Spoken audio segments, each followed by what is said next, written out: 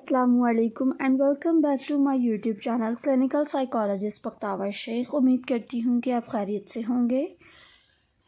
आज की वीडियो में हम बेसिकली ये देखेंगे कि एंटी सोशल पर्सनालिटी क्या चीज़ होती है और उसको हम किस तरह से ट्रीट कर सकते हैं।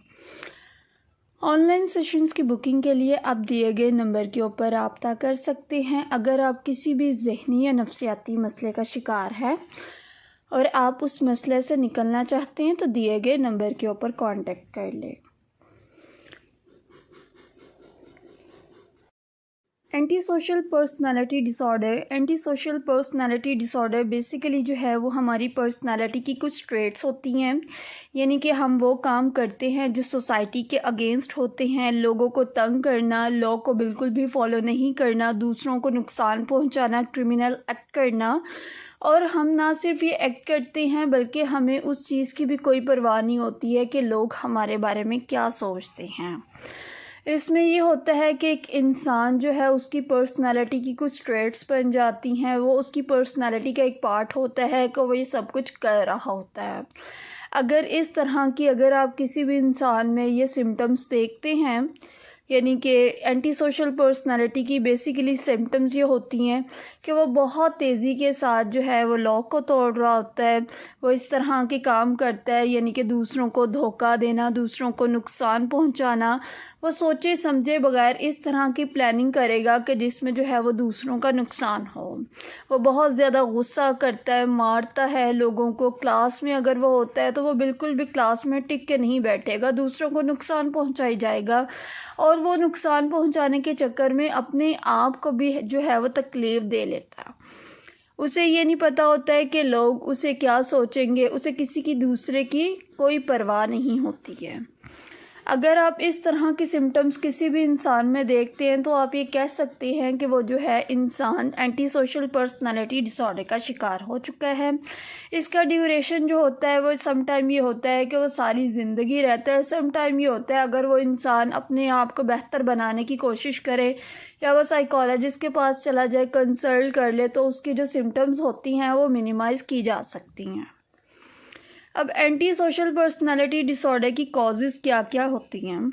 एंटी सोशल पर्सनालिटी की कॉजेज़ ज़्यादा तौर पे तो हमें नहीं पता चलती है, लेकिन समटाइम ये होता है कि एक इंसान को जो है वो उसके बचपन में कोई ट्रॉमा हो गया, उसकी जेनेटिक्स में हो, यानी कि उसके फैमिली में कोई ना कोई एक ऐसा इंसान हो जो इस तरह के काम करता हो, बहुत ज़्यादा गुस्से वाला हो, लोगों की परवाह ना करता हो, ठीक है। या इसके अलावा उसको बचपन में बहुत ज़्यादा इग्नोर किया गया हो, बच्चा जो है अपने पेरेंट्स की तरफ से निगलेक्ट हो जाए, सोसाइटी की तरफ से निगलेक्ट होता है, या उसके अलावा कोई उसके साथ बहुत बैड बिहेवियर्स किया जाता है, तो वो सिम्टम्स जो होती हैं उसकी, यानी कि जब पर्सनैलिटी डिवेल्प हो रही होती है तो वही चीज़ें उसके जाके जब वो एडोलेसेंस की एज में चला जाता है, ये अडल्ट हो जाता है, तब वो उसकी ट्रेट्स जो है वो ज़ाहिर होना शुरू होती हैं।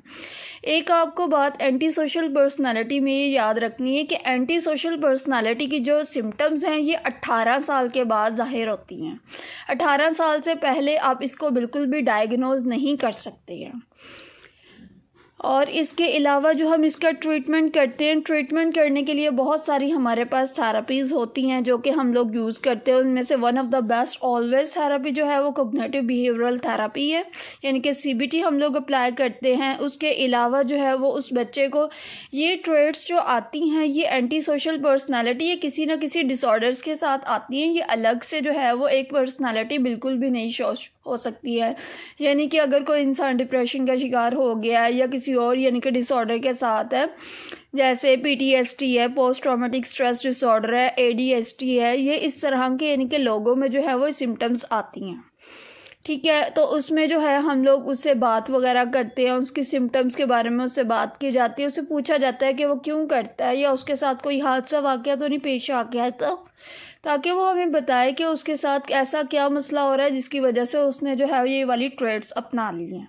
तो इस तरह से हम जो है वो इस पर्सनालिटी को डील कर सकते हैं। इसके अलावा कुछ टेक्निक्स हैं, यानी कि आप चीज़ें स्टार्ट करें, स्टेप बाय स्टेप करें, छोटे छोटे अपनी यानी कि ट्रेड्स को देखें, एक एक यानी कि ख़ुद को चैलेंज करना है। इसके अलावा आपने ये देखना है कि सराउंडिंग में लोग क्या कह रहे हैं, आपके बारे में क्या ख्यालात रखते हैं।